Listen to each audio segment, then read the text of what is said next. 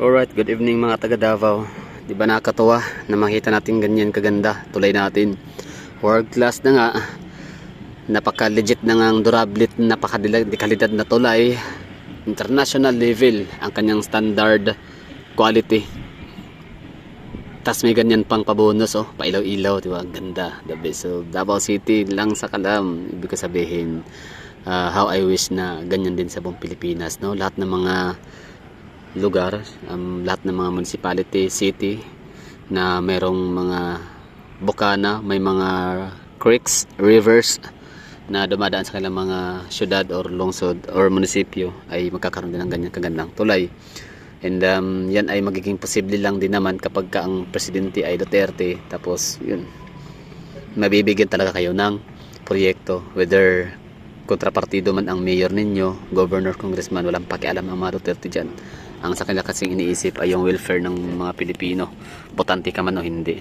For example na talaga, Tatay Digong, sa mga hindi alam, maraming mga project talaga si Tatay Digong build project throughout the Philippines, no, sa pangalang Regional Development Project, ganun, no. So kumbaga dinidevelop ni Tatay Digong ang Pilipinas through region by region, no. Hindi siya yung kung saan lang yung kanyang mga kapartido, mga botante, no, kung saan siya nanalo, saan siya malakas. Well, sa panahon naman kasi ni Tatay Digong sa kanyang presidency, landslide din naman kasi ang kanyang panalo. Kaya lahat ng mga rehiyon meron talagang ambunan talaga ng project, ng build project ni Tatay Digong. So dito sa Davao City, it's better late than never. Ibig sabihin nun, late kami dito, nabigyan ng mga project. Hindi kagaya sa Maynila, hindi kagaya sa Luzon, and some part of Visayas, and some part of Mindanao, no, na talagang hindi pa man natapos ang termino ni Tatay Digong, pero yung kailang mga airports, ang kailang mga seaports, mga bypass roads, mga diversion roads, mga fish ports ay natapos, no, nagawa ni Tatay Digong. Mga hospitals, grabe, no. Sa totoo lang, kung iisipin natin, grabe, hindi mabilang sa daliri yung mga nagawa ni Tatay Digong ng mga proyekto throughout the Philippines. So kami mga taga Davao City, it's better late than never. Yes, late man kami, pero ito na, kita na namin, hina-harvest na namin, no, at may engine na namin to ngayon December 15 itong tulay. So madadagdagan na nga yung namin dito, strolling. So ito, we are fishing, no, sa may dagat yan, hindi lang masyadong kita yung tubig kasi nga madilim. So mula doon, ituro ko na lang nga yan. So itong coastal road namin dito sa Davao City is a 17.8 km long, spanning from Barangay Bagua Playa, tas ending sa Samal, Samal.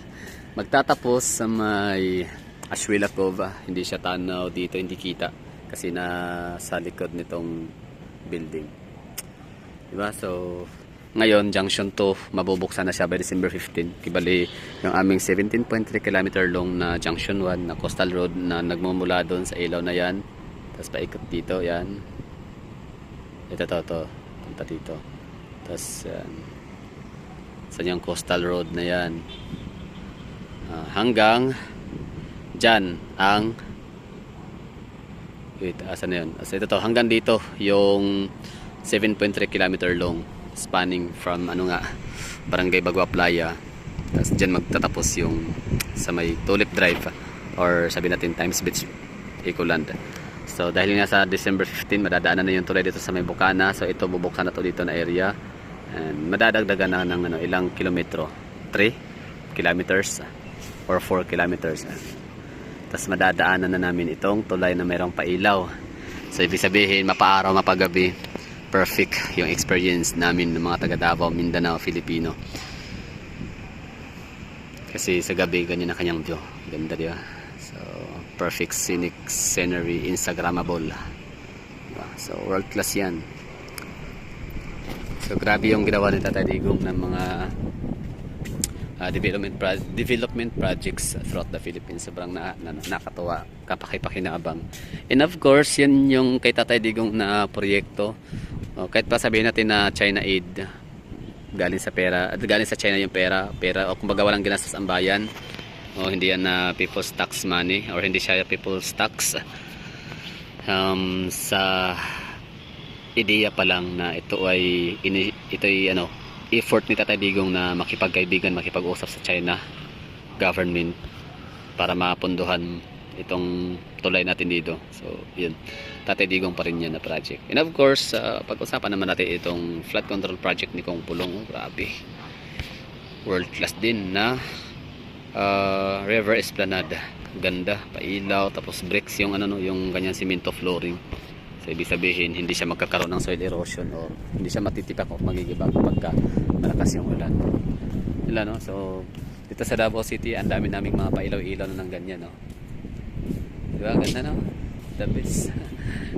Tinakasawang tignan. At hindi mo kayang i-resist, no, ang iyong sarili na hindi siya tignan, no? Very tempting. Sobrang attractive talaga ng tulay na to dito. Dito naman tayo na side, downtown Burfisol, downtown city or Poblacion District, Davao City. The biggest administrative district in Davao City in terms of population, the largest.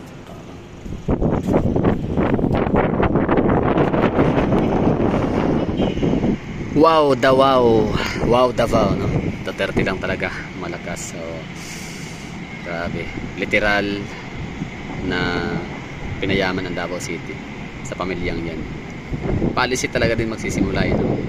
Kung useless din pangarap mong aahon sa kahirapan ng iyong syudad, no? Pangarap mong maging world class ang iyong city, pero hindi ka naman marunong gumawa ng batas at hindi ka rin marunong mag-implement.